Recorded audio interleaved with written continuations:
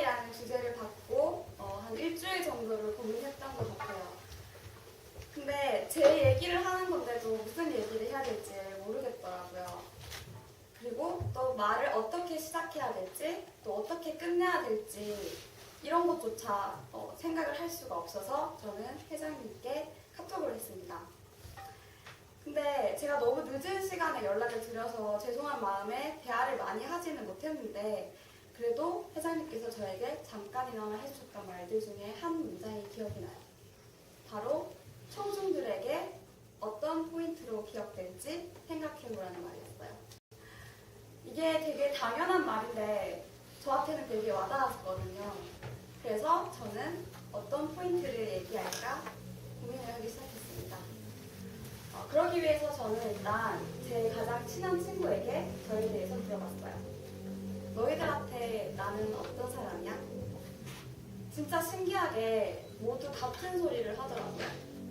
너는 되게 잘 웃고 긍정적이고 둔하기도 하지만 가끔 호구 같은 사람이야라고요. 근데 제가 저번 주 저희 조 모임에서 제 첫인상에 대해서 물어보았을 때 이런 답변을 들었어요. 차분해 보이고 도도해 보이고 차가워 보인다. 과연 저는 어떤 사람일까요? 이 자리에서 저 윤혜인은 도전을 즐기고 행복한 사람이라고 말씀드리고 싶습니다. 이렇게 다른 사람들이 저를 어떻게 생각하는지 알게 되니까 제 자신에 대해서도 알고 싶어졌어요. 저는 고민을 하다가 제 페이스북에 들어갔습니다. 제가 2011년도에 페이스북을 처음 시작했는데요. 거기에는 정말 많은 글들과 또 스쳐 지나갔던 인연들 그리고 사진이 있었어요. 그리고 저는 깜짝 놀랐습니다. 이게 진짜 내가 쓴 글이 맞나? 라는 생각이 들었기 때문이에요.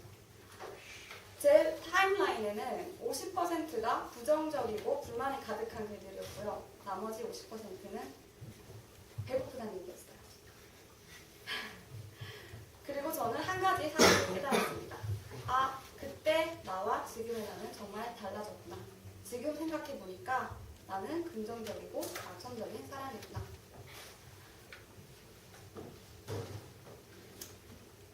이렇게 여러분들에게 전달하고 싶은 제 모습을 정하고 나니까 이제는 왜 제가 변화했는지 그 과정을 말씀드리고 싶어졌어요. 저는 제 행복의 비밀을 바로 하고 싶은 일이 있다라는 것으로 정의내리고 싶습니다. 하고 싶은 일을 한다는 건 정말 어려운 일인 것 같아요. 아마 여기 계신 분들 중에 많은 분들도 아직까지 그 하고 싶은 일을 못 찾아서 방황하고 계시는 분들이 많을 거예요. 저도 마찬가지였어요. 처음 2010년도에 대학교에 입학을 했을 때 지금의 제 모습과는 많이 다르지만 저는 간호사관학교라는 곳에 입학해서 말뚝을 받고 장교가 되었어요.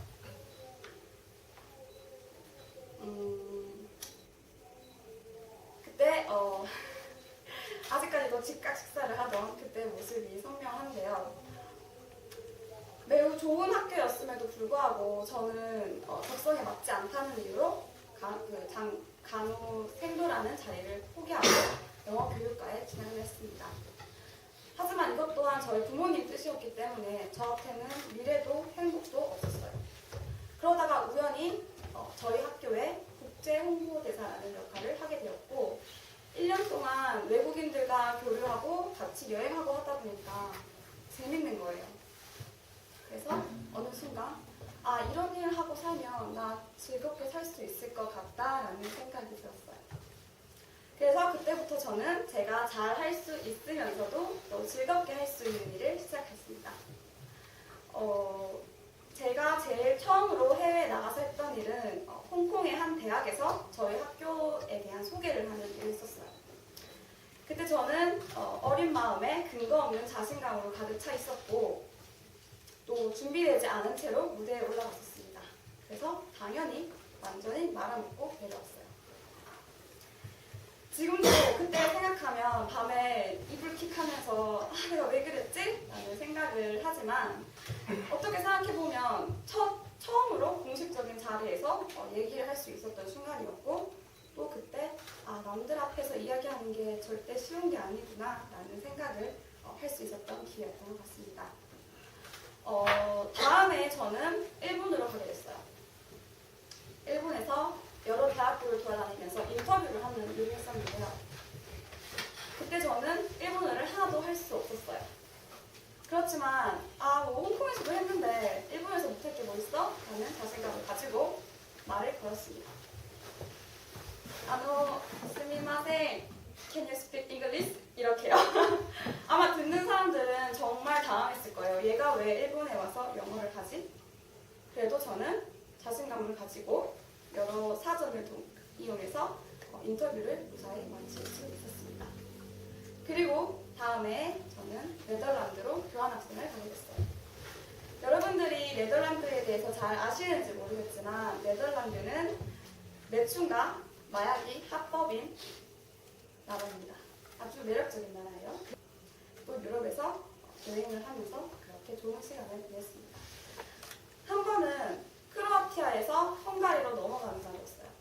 그날은 눈이 엄청 많이 왔고 저는 제 몸만한 짐을 들고 기차를 탑승한 상태였어요.